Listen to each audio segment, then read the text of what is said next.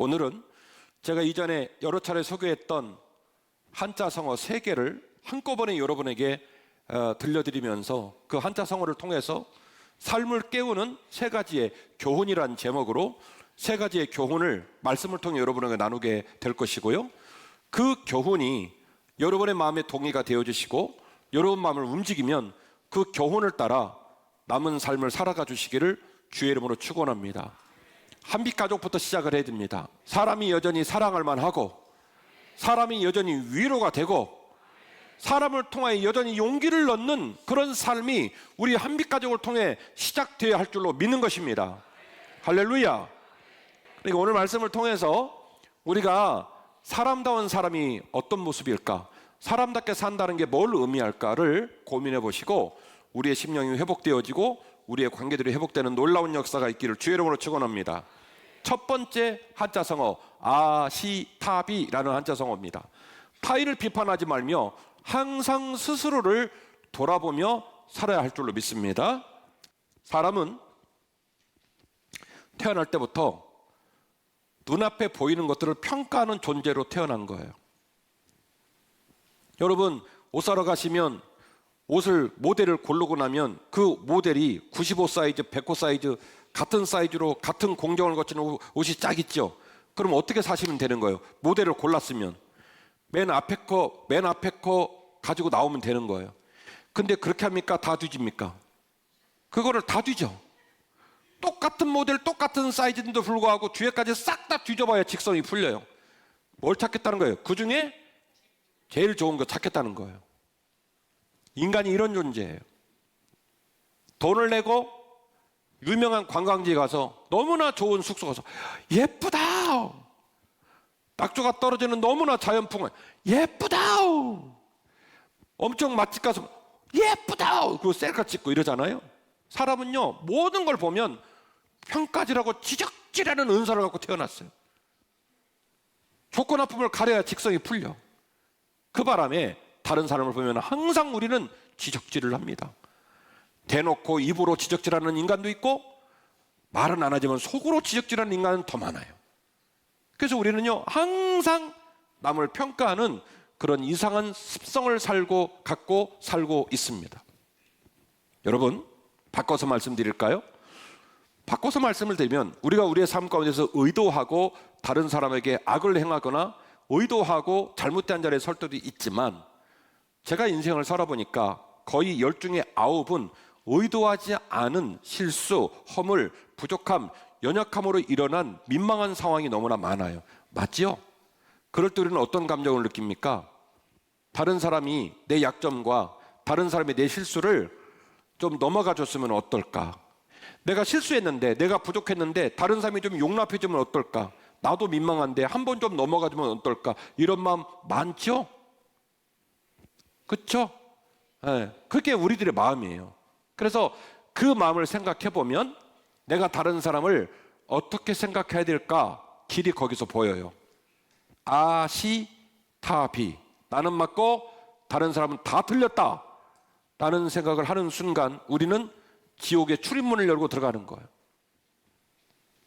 내 생각, 내 말을 다른 사람이 안 받아들여 줍니다. 못마땅합니다. 만나는 사람마다 마음에 안 듭니다. 그래서 지적질을 하고 충돌하고 싸우고 분쟁합니다. 그러면 그럴수록 다른 사람들은 나를 멀리합니다. 그래서 삶이 점점점 딱딱해지고 그리고 무미건조해지는 거예요. 메말라가는 거예요. 아시타비는 우리의 삶을 병들게 하는 가장 중요한 병증 중 하나입니다. 아시타비, 나는 맞고 다른 사람은 틀렸다. 이걸 뒤집어서 내가 틀렸고 다른 사람이 맞다라고 말할 수 있는 용기가 우리 모두에게 있기를 주의 이름으로 축원합니다. 그러면 성경은 이 아시타비와 같은 입장 속에서 우리에게 어떤 메시지와 교훈을 주고 계실까? 마태복음 7장 1절입니다. 비판을 받지 아니하려거든 남을 비판하지 말라. 너희가 비판하는 그 비판으로 너희가 비판을 받을 것이요, 너희가 헤아리는 그 헤아림으로 너희가 헤아림을 받을 것이니 어찌하여 내 형제의 눈 속에 있는 티는 보고 내 눈 속에 있는 들보는 깨닫지 못하느냐? 보라, 내 눈 속에 들보가 있는데 어찌하여 형제에게 말하기를 나로 내 눈 속에 있는 티를 빼게 하라 하겠느냐? 외식하는 자여, 먼저 내 눈 속에 있는 들보를 빼어라. 그 후에야 밝히 보고 형제의 눈에서 티를 빼게 될 것이다. 할렐루야. 마태복음 7장 12절 말씀은 이른바 그 유명한 황금률입니다. 대접을 받고 싶거든 네가 대접을 받고 싶은 대로 남을 먼저 대접하라. 이거는요, 불교에서도 인정하고 모든 세상의 법들도 인정하는 황금률, 지혜 중에, 법도 중에 가장 고귀하고 가장 수준이 높다 해서 별명이 뭐냐면 황금률이에요. 그게 마태복음 7장 12절 말씀이에요. 그리고 방금 소개한 마태복음 7장 1절 이하의 본문은 이 황금률의 파운데이션, 기초 역할을 하는, 이 황금률을 쏟아내는 가장 기본적 태도를 말하고 있는 본문이에요. 뭐라고 말하고 있느냐? 다른 사람을 비판하지 말아야 될 이유는 내가 살면서 너무나 많은 비판으로 상처를 받고 너무나 많은 비판으로 우리의 심령이 어두워지고 사는 게 너무너무 무거울진데, 다른 사람들이 나를 비판하지 않는 삶을 살기 위해서, 다른 사람이 나를 용납하고 다른 사람이 나를 기다려주고 다른 사람이 나를 사랑으로 대하는 삶을 살기 위해서 너는 네가 먼저 다른 사람을 뭐하지 말라? 다른 사람을 비판하지 말라. 네가 만일 다른 사람을 그렇게 비판하게 된다면 네가 한 그 비판으로 똑같이 너 또한 뭘 받을 것이다? 비판을 받을 것이다. 그리고 그 이유를 강조하면서 뭐라고 얘기를 했냐면, 사람은 사람마다 머릿속에 들보를, 눈 속에 들보를 갖고 산다는 거예요. 우리가 나라를 세울 수도 없고 어마어마한 인생을 사는 건 아니지만 한 해를 살아가면서 우리의 삶의 기본적인 태도에 일단은 우리에게 기본적으로 나도 모르게 장착되어 있는 아시타비, 이 못돼 먹은 삶의 태도의 죄성과 쓴뿌리를 오늘 이 아침에 발로 뻥 차고 댁에 가실 때는 착한 모습으로, 새로워진 모습으로 댁에 가시기를 주의 이름으로 축원합니다. 두 번째로 삼일행필 유아사입니다. 나를 그리스도의 겸손으로 낮추고 이웃을 사랑으로 대하여야 될 줄로 믿습니다. 공자의 논어편, 공자의 논어의 수리편에 나오는 얘기인데요, 세 사람이 길을 가다 보면 그 세 사람 중에 반드시 스승이 있다는 뜻이 삼일행필 유아사. 3인이 길을 갈 때 필, 반드시 그곳에 유아사, 선생님이 있다, 이 소리예요. 세 사람이 길을 걸어가면 반드시 스승이 있는데 좋은 것을 본받기도 하고, 아니면 그 세 사람의 조력과 도움을 통해서 나쁜 것이 발견이 되면 스스로 그것을 고쳐가는 삶을 살아야 한다라고 하는 교훈이 삼일행필 유아사라는 교훈이 되겠습니다. 과연 성경에서 배울 수 있는 삼일행필 유아사의 교훈은 어떤 모습으로 우리에게 다가오게 될까요? 빌립보서 2장 1절 이하의 본문인데요, 그러므로 그리스도 안에 무슨 권면이나 사랑의 무슨 위로나 성령의 무슨 교제나 긍휼이나 자비가 있거든 마음을 같이하여 같은 사랑을 가지고 뜻을 합하여 한 마음을 품어 아무 일에든지 다툼이나 허용으로 하지 말고 오직 겸손한 마음으로 각각 자기보다 남을 어떻게 여기고요? 낮게 여기고. 자, 스스로 한 마음으로 각각 자기보다 남을 어떻게 여기라고요? 낮게 여기고. 이 낮자의 마지막 종성 받침이 지읒이 되면 그 사람을 나보다 아래로 여기는 거고요, 시옷이 되면 나보다 높게 여기는 거예요. 뭐라고 말하냐면 남을 어떻게 여기라고요? 나보다 높게, 낮게, 높게 여기라는 거예요. 나보다 기본적으로 다른 사람이 높은 데 있다라고 생각하고 살라는 거예요. 그 이유는 각각 자기 일을 돌볼 뿐더러 또한 각각 다른 사람 일을 돌보아 나의 기쁨을 충만하게 하라. 그 이유는 그것이 누구의 기쁨이기 때문에, 우리 예수님의 기쁨이기 때문에 항상 다른 사람을 어떻게 여기라? 나보다 높게 여기라는 거예요. 나보다 높게 여기라는 거예요. 출신도 다르고 지역도 다르고 다 다른 사람들이 말도 안 되는 조합인데 여기 모여 있는 거예요. 누구 때문에 모여 있냐면 예수 그리스도의 사랑으로. 할렐루야. 같이 하십시다. 교회는 맛깔나는 잘 비벼진 비빔밥이어야 한다. 아멘. 아멘. 비빔밥은요, 재료를 따로따로 놓고 보면요, 무슨 말인지 알 길이 없어요. 네? 그런데 그 재료가 잘 섞이면 오묘한, 오늘 비빔밥인가? 오묘한 맛이 난단 말이죠. 교회는 섞일래야 섞일 수가 없는 인간들이 모여 있는 거예요. 그런데 우리가 주 안에 잘 섞이면 어마어마한 맛을 낼 수 있어요. 남을 나보다 낮게 여겨서 함부로 여기고 깔보고 그러지 않고 남을 나보다 높게 여기서 고귀하게 생각하고 사랑으로 생각하고 그러면요, 우리는 만날 때마다 너무너무 행복한 공동체가 될 거예요. 아멘이시죠? 자, 예수님이 그걸 기뻐하신다고 그러는데 왜 그러느냐? 빌립보서 2장 6절인데요. 그는 근본 하나님의 본체이시나 하나님과 동등됨을 취할 것으로 여기지 아니하시고 오히려 자기를 비워 종의 형체를 가지사 사람들과 같이 되셨고 사람의 모양으로 나타나서 자기를 낮추시고 죽기까지 복종하셨으니 곧 십자가에 달려 죽으심이니라. 아멘. 이것이 누구의 마음이냐면 예수님의 마음이에요. 이 할렐루야 찬양들이 빈자리가 꽉꽉 채워지고 1분단, 2분단, 3분단, 4분단 채워지고 중위층 채워지고, 그래서 우리 교회 올해 정말 부흥하는 교회가 되기를 주의 이름으로 축원합니다. 할렐루야. 그릇이 예쁘고 그릇이 잘 준비돼야 아름다운 걸 담을 수 있어요. 삼위일행필 유아사. 오늘 이후로는요, 세 사람만 모이면 박터지게 싸우지 말고 세 사람만 모이면 선생님이 있다 생각하고, 세 사람만 모이면 배울 것이 있다 생각하고, 세 사람만 모이면 다른 사람이 있다 생각하고, 남을 나보다 높게 여기고 함께 주의 사랑으로 똘똘 뭉쳐서 믿음의 길을 완주하는 저와 여러분 되시기를 주의 이름으로 축원합니다. 야고보서 4장 10절 말씀이에요. 주 앞에서 낮추라. 그리하면 주께서 너희를 높이시리라. 형제들아, 서로 비방하지 말라. 형제를 비방하는 자나 형제를 판단하는 자는 곧 율법을 비방하고 율법을 판단하는 것이라. 내가 만일 율법을 판단하면 율법의 준행자가 아니요 재판관이로다. 입법자와 재판관은 오직 한 분이시니 능히 구원하시기도 하시며 멸하시기도 하시느니라. 너는 누구이기에 이웃을 판단하느냐. 아멘. 자, 제가 오늘 여러분에게 한자성어 3개를 소개한다고 말씀을 드렸죠. 이 3가지가 다 다른 것인 것 같죠? 끝날 때 보세요. 다른지. 하나로 엮어집니다. 하나로. 지금 남을 비판하지 마라. 그리고 세 사람 중에 선생님이 있다는 생각을 해라. 두 번째 한자성어의 소개를 했는데 이게 지금 같은 맥락으로 이어지고 있는 거예요. 남을 비판하지 않는 것. 세 사람 중에 누구라도 우리에게 선생님이 있다고 여기는 것. 그것이 누구의 마음이다? 예수의 마음이라는 거예요. 그리고 야고보서 4장 10절 이하의 말씀은 이렇게 말합니다.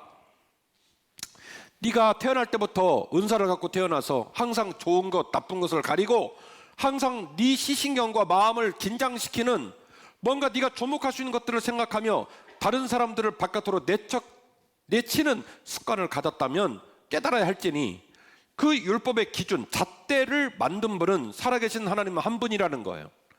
그 율법의 창조자, 그 율법의 입법자만 율법으로 누군가를 판단할 수 있다는 거예요.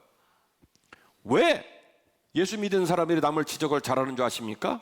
들은 게 있고 본 게 있고 깨달은 게 있어서 그래요.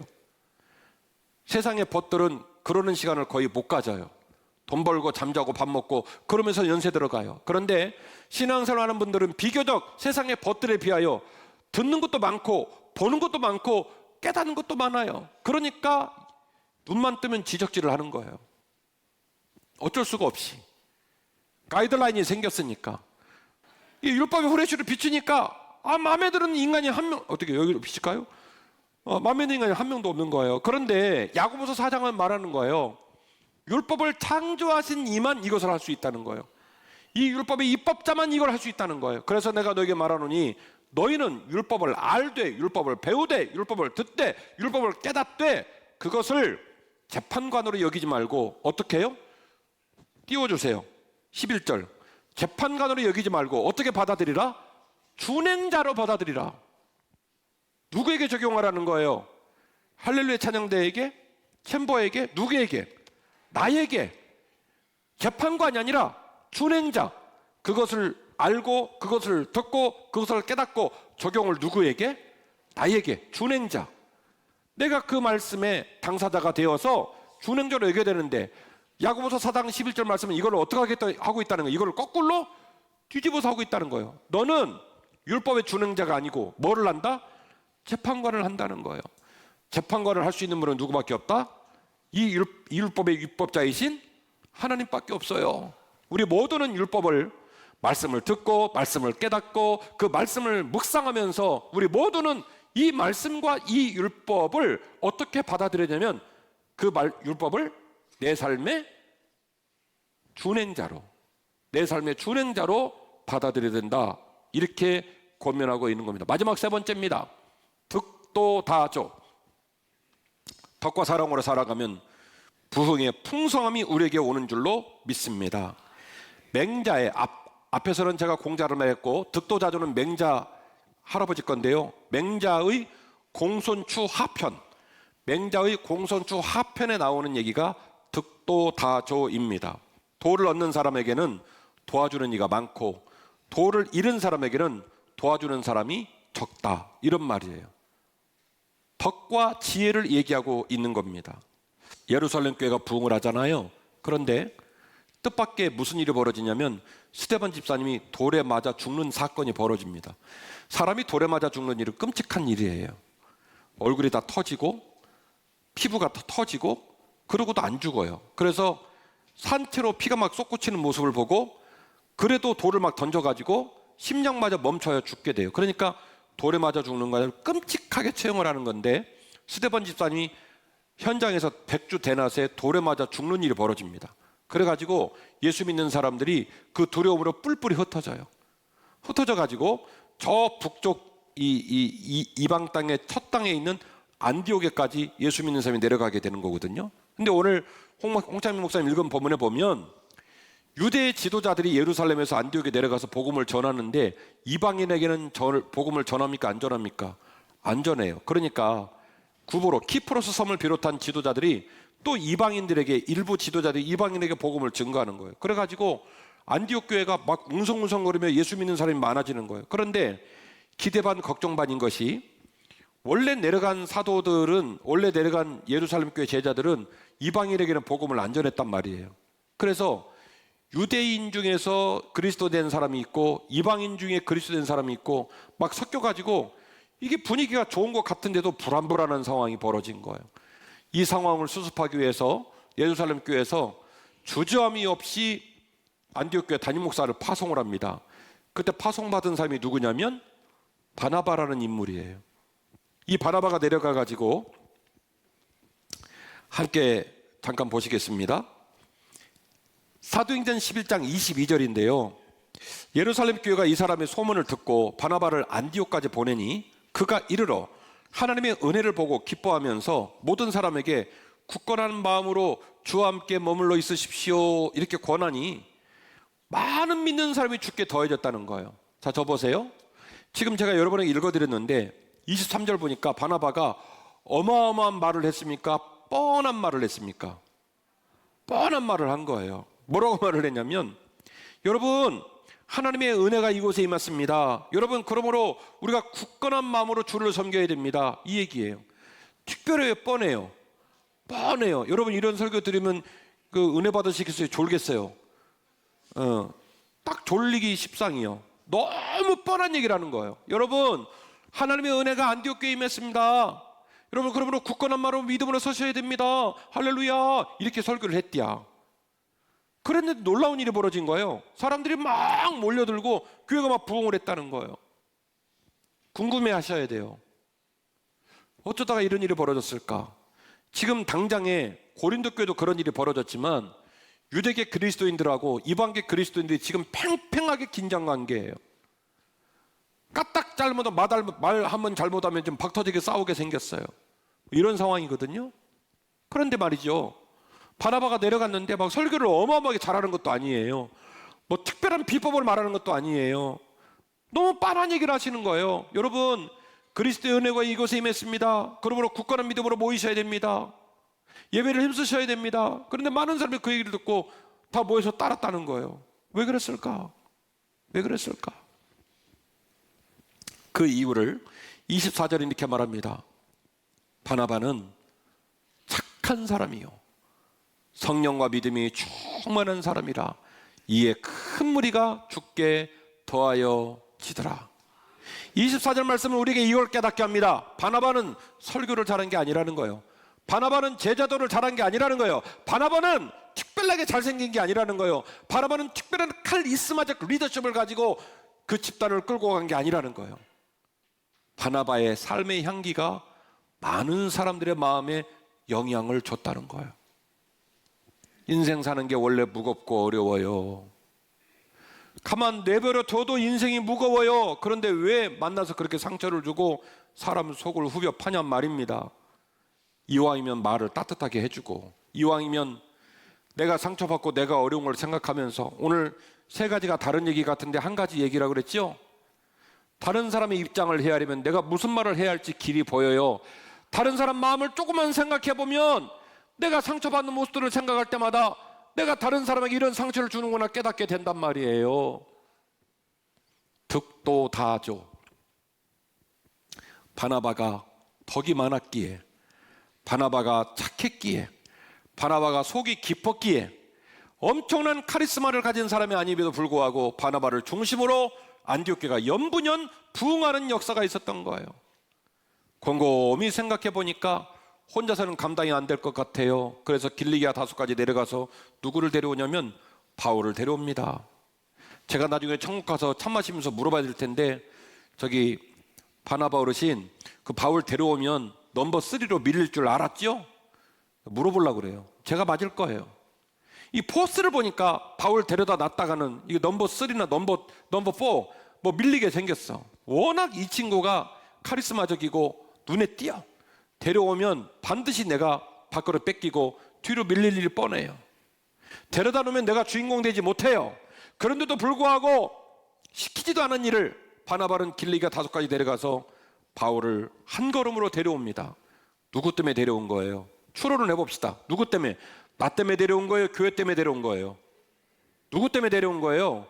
교회 때문에 데려온 거예요. 내가 넘버 2가 돼도 넘버 3가 돼도 내가 주인공 되지 못하고 내가 누군가를 섬기는 자리를 밀려나는 일이 있다 할지라도 하나님의 거룩한 교회가 견고히 세워진다면 내가 그 사람 데려오겠다. 그래서 바울 데려와서 그 바울과 함께 동역함으로 말미암아 안디옥교회가 놀랍게 부흥하기 시작했고, 뿐만이 아니라 세상 모든 사람들이 비로소 안디옥교회 교인들에게 뭐라고 하는 이름을 붙이기 시작했냐면 그리스도인이라고 부르기 시작했는데, 소유격이에요. 그들은 드디어 뭐가 된 겁니까? 그리스도의 사람이 된 거예요. 할렐루야. 여러분, 생각과 말을 지키고 삶으로 열매 맺는 삶을 살아가야 할 줄로 믿습니다. 성경에서 배우는 아시타비의 교훈, 다른 사람을 비판하지 말며 항상 스스로를 돌아보며 살아라. 성경에서 배우는 삼일행필 유아사의 교훈, 나를 그리스도의 겸손으로 낮추고 이웃을 항상 사랑으로 대하라. 성경에서 배우는 득도다조의 교훈, 덕과 사랑으로 살아가면 나도 살고 공동체가 사는 부흥의 풍성함이 온다. 이 세 가지의 교훈은 사실은 한 가지의 교훈인데, 그게 어떤 교훈이냐면 예수님의 마음입니다. 예수님의 태도입니다. 예수님의 지혜입니다. 저와 여러분의 마음이 세상에 병들지 말고 세상의 이야기로 퇴색되지 말고 여전히 예수의 마음을 품어 착한 삶을 사모하시기를 주의 이름으로 축원합니다.